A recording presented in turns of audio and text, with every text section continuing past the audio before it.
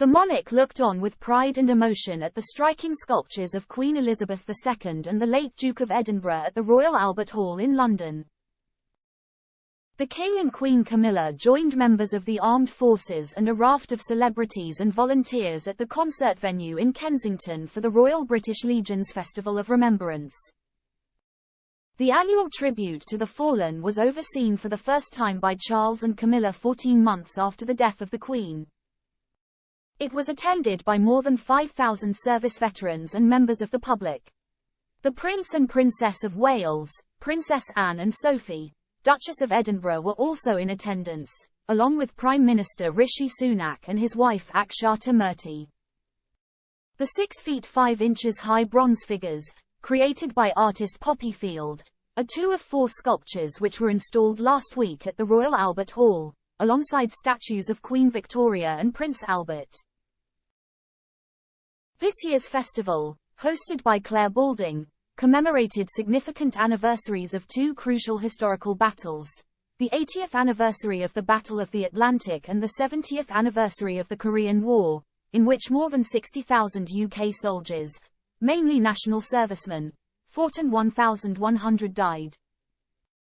The tribute to the Battle of the Atlantic, the longest military campaign of the Second World War, was bookmarked by powerful performances from Katie Melua. She sang the Sting anthem Fields of Gold, while opera star Alfie Boe delivered a rendition of Bring Him Home. However, modern conflict was never far from the surface, with special attention paid to the work of army chaplains and their training of Ukrainian counterparts as that country continues to be ravaged by war following Russia's invasion last year.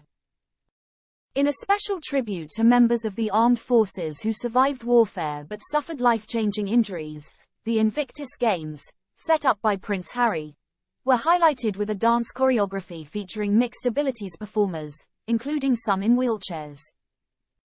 The 75th anniversary of HMT Empire Windrush's arrival to these shores was marked as the festival honored the contribution of that generation to the military. Soul diva and actress Micah Paris told the packed auditorium how her Jamaican grandparents had traveled to Britain on the ship, along with more than 1,000 other passengers from the island. She then marked the anniversary with a moving rendition of Labi Siffre's seminal, Something Inside So Strong, with backing from the Soul Sanctuary Gospel Choir. A salute was then given to the volunteers from the Caribbean Commonwealth who fought in the Second World War. Become an Express Premium member. Support fearless journalism. Read the Daily Express online. Advert free. Get super fast page loading. Start 30-day free trial. One of the most poignant moments occurred in the tribute to the bereaved, which told the tale of a young family ripped apart. Corporal Matthew Cornish, of 1st Battalion, the Light Infantry, had almost completed his tour of Iraq in 2006 when he was killed in the week he was due to go home to his wife and 2 children. One of his sons, Ethan, has now followed in his father's footsteps and joined the same regiment. Later in the night, the audience fell silent for the entrance of the bereaved families, who slowly descended a staircase and walked across towards the stage. Veterans described the special feeling of community shared by all those who attended. This is all about how the community nationwide gets together for Armistice Day and Remembrance Sunday. It was very emotional in places, said Stephen Brown. He served 4 tours of Bosnia and was in Iraq with the Queen's Fusiliers and the Royal Electrical Mechanical Engineers. The 56-year-old, from Darlington, added, "On the tube 3 people were arguing, all insisting on offering me their seats. It was humbling. We were at the cenotaph this morning and there were a lot of people shouting, but they were all very respectful for the 2-minute silence and the police were doing an excellent job."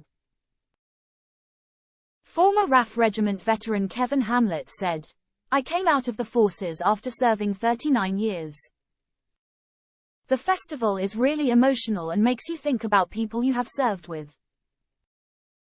The 68-year-old, from Manchester, added, "It's very important that we come together at times like these.